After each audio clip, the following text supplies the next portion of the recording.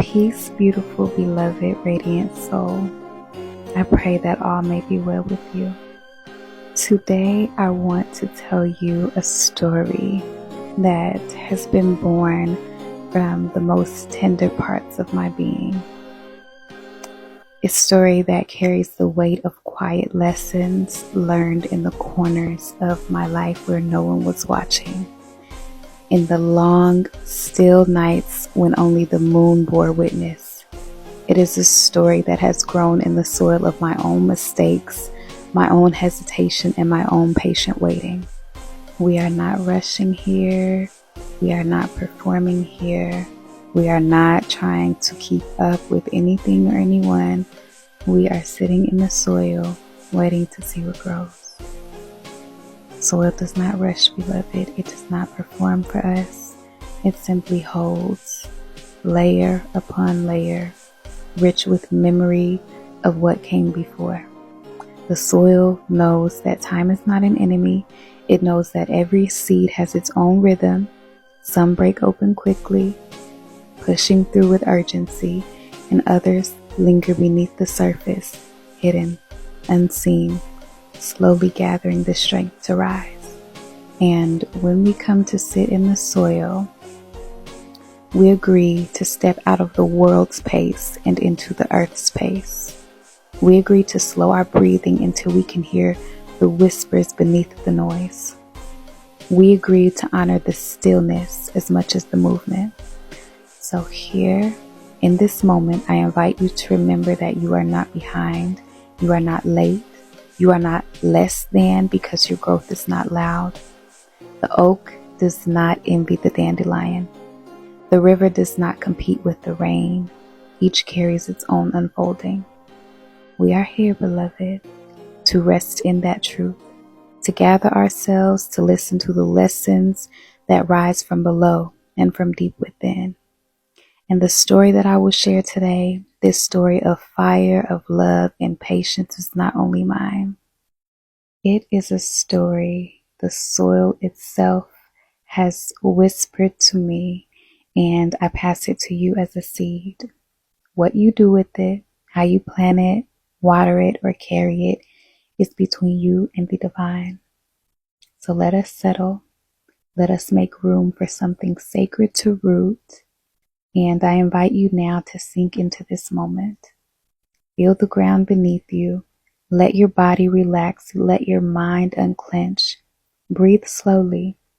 Let this story not enter just your ears, but your bones, your blood, and your memory. Let it take root in the quiet places where you listen without distraction, without judgment, and without the need to respond quickly. Some stories, beloved, can only be understood in the slow unfolding, in the tender, careful tending of your own heart as it listens. And this is one of those stories. This, for me, is medicine for an ache that has persisted far too long. Let's get into it. Long ago, in a village that lived both under the stars and under the watchful eyes of the ancestors, there were two flames. One was called fireworks, and the other was called slow burn.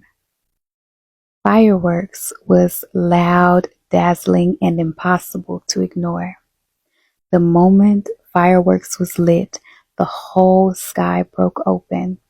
Bright colors, thunderous cracks, a storm of sparks that made the people gasp and cheer. Fireworks loved the crowd, loved the attention, loved the power of being seen, even if only for a moment. And then there was slow burn. Slow burn was different. Slow burn was humble. It began as a single ember, quiet and steady. At first glance, no one paid it much mind. It didn't roar, it didn't scream, but the ember carried patience. With each breath of wind, it grew a little stronger, and with each handful of wood laid beside it, it spread a little further. Slow burn did not aim to dazzle, it aimed to last. Now, the people of the village argued about which flame was greater. Some said, "Give me fireworks, give me brightness. Life is short and I want to feel alive, even if only for an instant." And others said, "No, give me slow burn. It keeps us warm through the night. It cooks our food. It gives us light after the stars have hidden." The ancestors listened and decided to teach. One night, they called both fireworks and slow burn to the great clearing. The villagers gathered, eager to see. The moon was high, the drums had fallen silent, even the wind seemed to pause. The air waited, the soil waited, the bones of the ancestors beneath the earth waited. The ancestors spoke. "Each of you has power, but power without wisdom can betray the one who holds it. Tonight, we will see who carries wisdom." And so it began. Fireworks shot into the sky, 1,000 sparks. The night turned to day. Children shouted, lovers kissed, elders raised their hands in awe. It was glorious. It was intoxicating. Everyone's heart raced. For a moment, the world seemed infinite, but soon came the smoke, the ash, and the silence. The fireworks were gone, and the darkness felt even heavier after such brilliance. The sudden fire left an emptiness, a hunger, and a longing that could not be filled by memory alone. Slow burn was small at first, almost laughable beside the memory of the fireworks explosion. But little by little, the flame grew. The warmth had spread. The villagers sat by it. They warmed their hands. They told stories. They cooked food. Hours passed. The people fell asleep in its glow. The night deepened, but the ember never faltered. Its warmth seeped into their bones. Their dreams were protected. Their bodies were safe and rested. And when the sun rose again, slow burn was still there, waiting, alive, humble, and faithful. The ancestors turned to the people, and their voices rose like wind through the clearing. "Now, tell us, children of the earth, which fire carried you through the night?" The villagers bowed their heads. Some faces were wet with tears. Some hearts swelled with gratitude. They understood. In that silence, the lesson settled deep into their bones. Brightness is temporary. Noise is fleeting. But patience, care, and consistency, that is the fire that lasts. That is the flame that feeds life, protects life, and teaches wisdom. And the slow burn whispered to each of them softly and lovingly, "Show up, tend, endure, and you will see the world carried by your warmth, not by your flash." The end.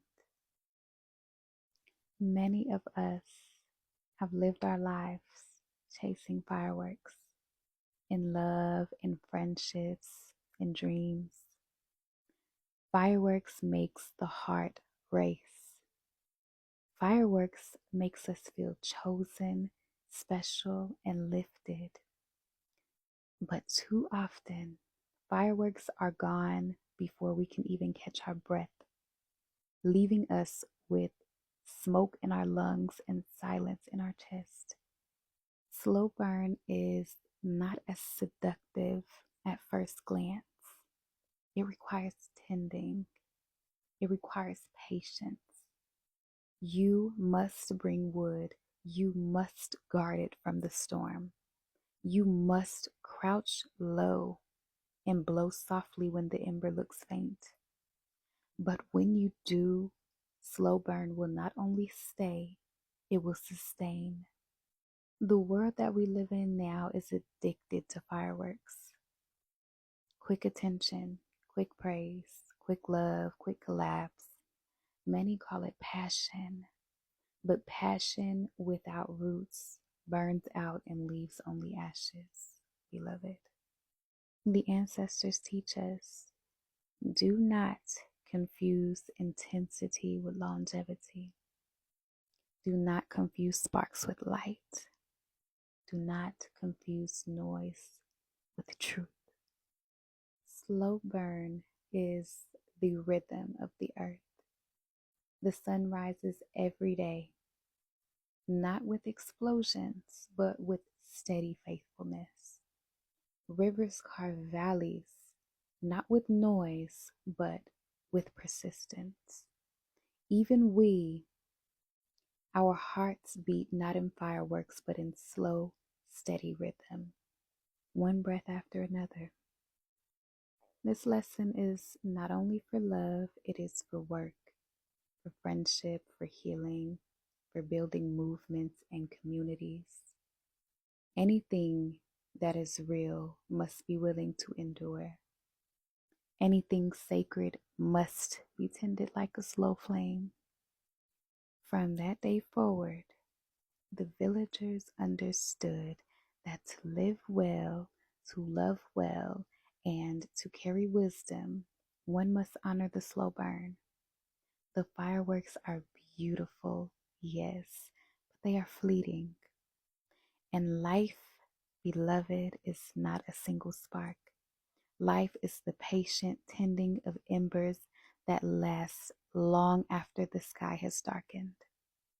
Beautiful, beloved, radiant soul, do not be ashamed if you once chased fireworks.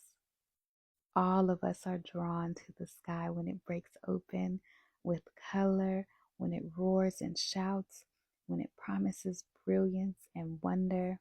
That instinct is human, beloved. That longing for awe, for recognition, for intensity, it lives in all of us. There is no fault in the draw, and there is no sin in the chase. But remember, the sky always returns to darkness. The brilliance fades, the sparks die, and all that is left is emptiness where the noise once was.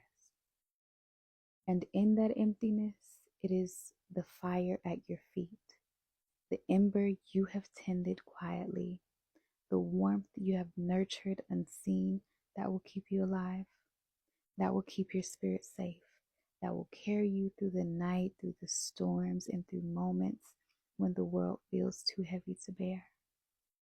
Be the slow burn.